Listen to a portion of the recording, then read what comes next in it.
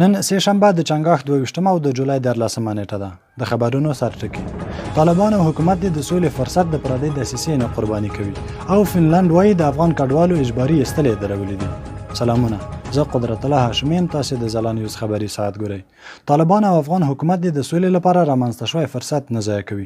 پخواني ولسمشر حامد کرزي نن په خبري غونډه کې د خبرو پر مهال ویل چې افغانان سولې ته اړتیا لري او د سولې پر مټ کولی شي دلته روانه پردۍ دسیسه ختمه کړي. نوموړي ویل چې افغانان په پردۍ جګړه کې راګیر دي. دلته روانه جګړه پردۍ ده، خو وژل کېږي پکې افغانان او له دې جګړې د ژغورل کېدو لار یوازې سوله ده.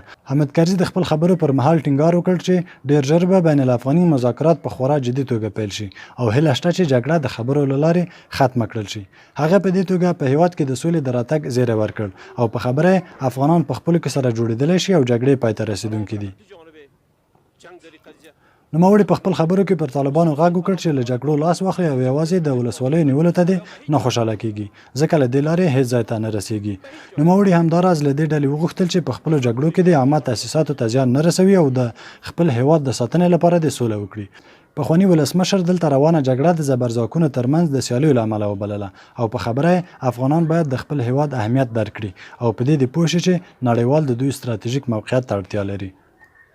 هغه همداراز پر ځوانانو غږ وکړ چې له هیواده د نوځي او د خپل هیواد په جوړولو کې دې برخه واخلي. چون با ما بودین و خدمت کردین، حالا اگر میرین برین، ما برچان میگم که نرین،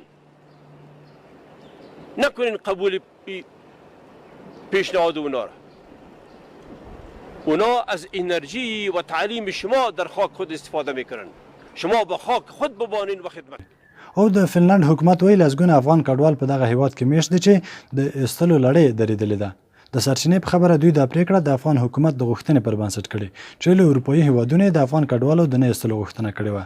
فنلند ویلي دوی به دې کډوالو ته د دایمي اوسېدو اجازه ورنه کړي، یوازې د لنډې مودې لپاره چې په افغانستان کې وضعیت ښه کېږي د دوی د ایستلو لړۍ درول شوې ده.